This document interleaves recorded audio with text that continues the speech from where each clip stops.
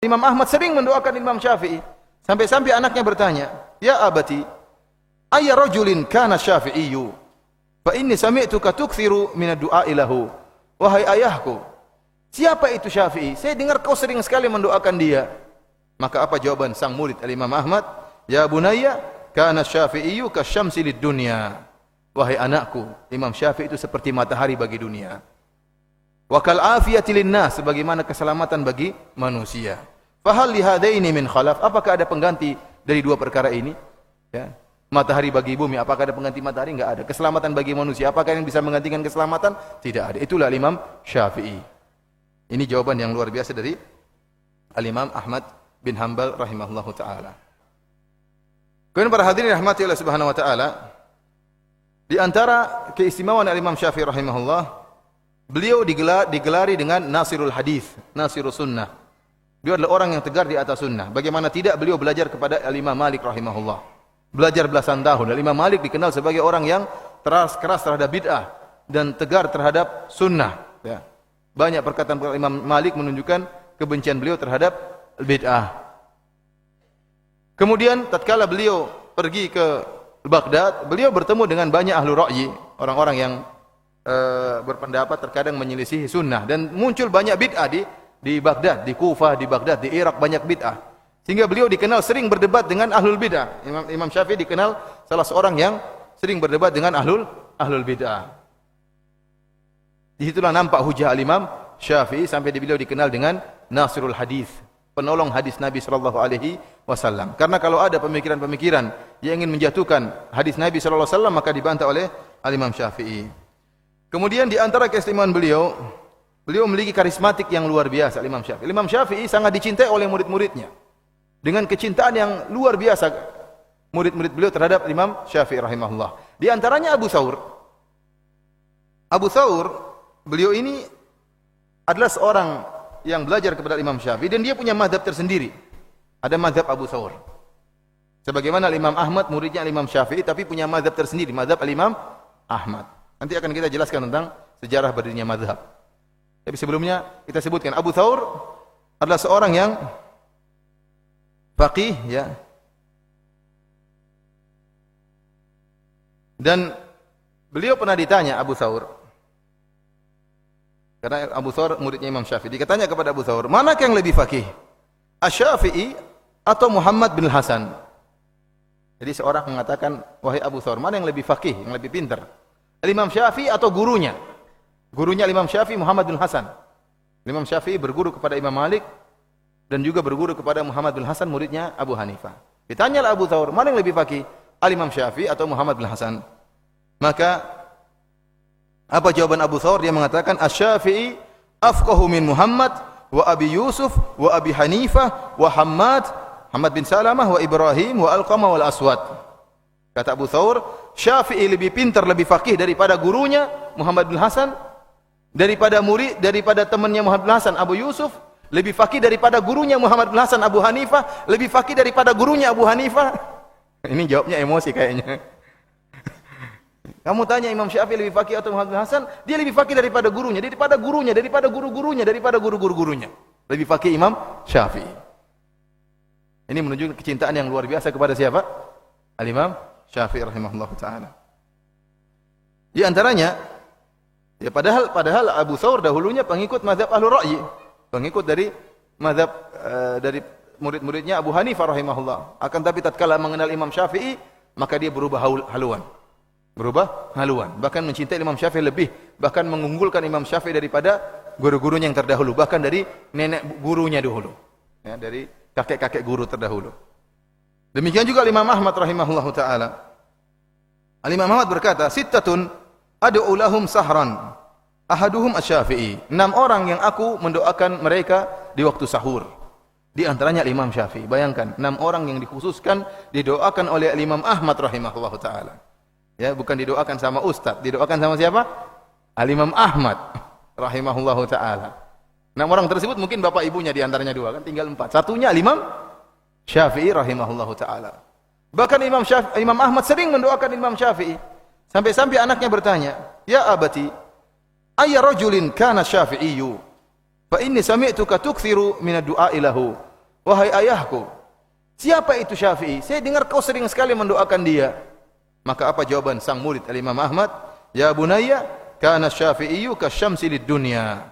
Wahai anakku, Imam Syafi'i itu seperti matahari bagi dunia.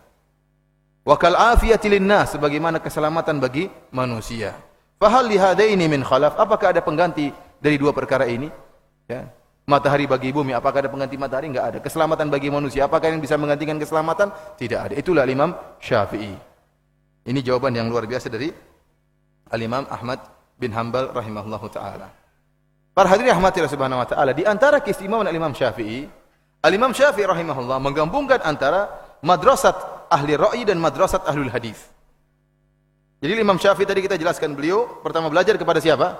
Al-Imam Malik. Setelah beliau belajar di Mekah, kemudian beliau bersafar belajar di mana? Di kota Madinah. Dan di kota Madinah, tatkala di zaman itu dikenal dengan dua madrasah. Madrasatu ahlul hadis yang ada di kota Madinah dan madrasatu ahli ra'yi yang ada di kota Baghdad atau di Irak. Kita tahu bahwasanya tatkala Nabi sallallahu alaihi wasallam meninggal, para sahabat kebanyakannya tinggal di kota Madinah. Para sahabat kebanyakannya tinggal di kota Madinah. Sebagian sahabat seperti Abdullah bin Mas'ud tinggal di kota Mekah, di Irak. Tinggal di kota Irak dan akhirnya ilmu beliau tersebar di sana. Namun kebanyakan hadis berkumpul di kota Madinah. Di Madinah banyak sekali sahabat. Ada Abu Hurairah, ada Aisyah radhiyallahu taala anha, ada Anas bin Malik, ada Abdullah bin Abbas, ada Abdullah bin Amr bin As. Banyak sahabat yang ada Abu Sa'id Al-Khudri. Berkumpullah para sahabat di mana? Di kota Madinah. Dari situ banyak sekali hadis-hadis yang tersebar di kota Madinah. Sehingga tatkala muncul Al-Imam Malik, ya, Al-Imam Malik rahimahullah mengumpulkan hadis-hadis tersebut. Sehingga orang-orang yang belajar di kota Madinah disebut dengan madrasatu ahlil hadis. Artinya pondok pesantren ahlul hadis. Gampangannya. Kita bahasakan dengan pondok pesantren ahlul hadis. Kenapa? Banyak hadis-hadis tersebar. Sehingga mereka membangun hukum-hukum fikih di atas hadis-hadis. Maka timbullah fikih hadis. Fikih hadis itu dibacakan hadis. Hadis pertama misalnya, sebagaimana sampai sekarang masih dilakukan cara seperti ini, metode seperti ini, terutama kalau orang-orang belajar di Al-Jami' Islamiyah di kuliah hadis, maka ada istilah fikul hadis. Madatul hadis artinya fikul hadis, disebutkan hadis kemudian fikih yang bisa diambil dari hadis tersebut. Hadis pertama, fikihnya ini 1 2 3 4 5 6 7, seperti orang ngajar Sahih Bukhari. Hadis pertama Sahih Bukhari, fikihnya gini-gini. Ini disebut dengan madrasatu ahlil hadis. Di sana ada madrasah yang kedua, madrasat ahli ra'yi. Tatkala Ibnu Mas'ud tinggal di Irak, kita tahu Ibnu Mas'ud seorang yang alim. Tetapi dia tidak membawa semua hadis-hadis Nabi sallallahu alaihi wasallam dan dia tidak menyampaikan seluruh hadis-hadis Nabi sallallahu alaihi wasallam, sehingga hadis-hadis yang tersebar di kota Kufah atau di Baghdad hanya sedikit. Hanya sedikit. Dari situ timbullah ahlul ra'yi. Sementara mereka berhadapan dengan berbagai macam masalah fikih, dan mereka harus mengetahui hukum masalah tersebut. Mereka tidak mungkin telepon penduduk kota Madinah, gimana ada hadisnya tentang masalah ini enggak? Belum ada telepon tatkala itu. Akhirnya mereka beristihad sehingga mereka menggunakan ra'yi mereka dengan kias, analogi dan macam-macamnya sehingga mereka menimbulkan hukum-hukum tentang permasalahan. Dari sini mereka dikenal dengan ahlu ra'yi, tukang beranalogi. Kenapa? Karena hadis yang mereka miliki tidak banyak, sementara banyak permasalahan yang mereka hadapi sehingga timbul kias-kias yang banyak, ya. Sehingga mereka dikenal dengan ahlu ra'yi. Dari situ nampak kecerdasan penduduk Irak, penduduk Baghdad dan Kufah. Kenapa? Benar-benar selalu menggunakan apa? Logika. Dan cara belajar mereka, disebutkan bahwasanya cara belajar mereka, Al-Imam Abu Hanifah rahimahullah tatkala mengajarkan murid-murid dia, maka dia membahas permasalahan. Bagaimana permasalahan ini? Maka mereka diskusi. Timbullah hukum. Beda kalau madrasah ahlul hadis. Hadisnya ini, faedahnya ini. Hadis kedua ini, faedahnya ini. Hadis ketiga ini, faedahnya dan seterusnya. Adapun kalau ahlul ra'yi enggak, ada masalah kita bahas. Hukumnya bagaimana? Al-Imam Syafi'i belajar dari dua-duanya. Ini madrasah yang bersaing antara apa? Madrasah ahlul hadis dengan madrasah ahli ra'yi. Al-Imam Syafi'i rahimahullah belajar belasan tahun dengan Imam Malik, kemudian pergi ke Baghdad belajar sama muridnya Abu Hanifah langsung. Rahimahullah Muhammad bin Hasan Asy-Syaibani. Ya, belajar Imam Syafi'i menimba ilmu, maka dia menggabungkan di antara dua madrasah. Maka tatkala di kota Baghdad beliau menulis kitab Ar-Risalah. Ar-Risalah adalah kitab yang pertama yang ditulis tentang usul fikih dan juga dalam usul hadis. Jadi kitab yang pertama ditulis tentang usul fikih dan usul hadis adalah kitab Ar-Risalahnya Al-Imam Syafi'i rahimahullah. Kenapa? Beliau pakar hadis dan beliau juga memiliki metode berfikir sebagaimana Ahlur Ra'yi. Dari situ, di antara keistimewaan Imam Syafi'i, beliau adalah kreator dalam masalah usul fikih dan usul hadis. Yang sebelumnya tidak ada buku seperti itu. Dan ini keistimewaan Imam Syafi'i. Sekarang orang banyak nulis. Orang bisa nulis usul fikih. Tapi siapa pertama kali pencetusnya? Yang bisa merangkum pemikiran sehingga menjadi metode berfikir yang buat pertama kali siapa? Al-Imam Syafi'i rahimahullahu ta'ala.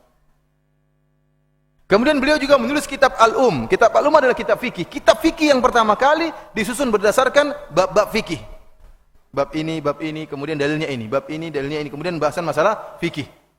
Pembahasan, hukumnya begini, dalilnya ini. Ini yang pertama kali bikin Imam Syafi'i rahimahullahu ta'ala. Dari sini, inilah rahasianya kenapa mazhab Syafi'i menjadi mazhab yang menarik tatkala itu. Kemudian bagaimana mudah tersebar. Kenapa? Karena Imam Syafi'i ngajarnya sistematis. Beda dengan Al-Imam Abu Hanifah rahimahullah. Kebanyakan ajaran beliau adalah dengan pembahasan masalah. Ada masalah gini, ada masalah ini, masalah furu'. Setelah Imam Abu Hanifah meninggal dunia, maka murid-muridnya berusaha mengeluarkan usul Imam Abu Hanifah. Sebenarnya usulnya apa sih? Dengan melihat analogi dari masalah-masalah yang dibahas oleh Imam Abu Hanifah, mereka kesimpulan usulnya demikian. Paham? Usul dari Imam Abu Hanifah, cara berfikirnya begini. Dilihat dari fatwa-fatwa beliau tentang permasalahan-permasalahan. Beda dengan Al-Imam Syafi'i rahimahullah. Dia bikin buku usul dan dia bikin buku praktek. Ini prakteknya kitab Al-Um. Jadi orang enak belajar sama beliau. Ya, ada buku usulnya, ada buku prakteknya, ada kitab Al-Um. Dari sini banyak sekali orang yang senang dengan Al-Imam Syafi'i, bahkan berpindah mazhab kepada mazhab Syafi'i. Dari mazhab Al-Ra'yi pindah ke mazhab Syafi'i, dari mazhab Malikiyah pindah ke mazhab Syafi'i. Karena cerdasnya dan cemerlangnya Al-Imam Syafi'i dan karismatik beliau rahimahullahu ta'ala.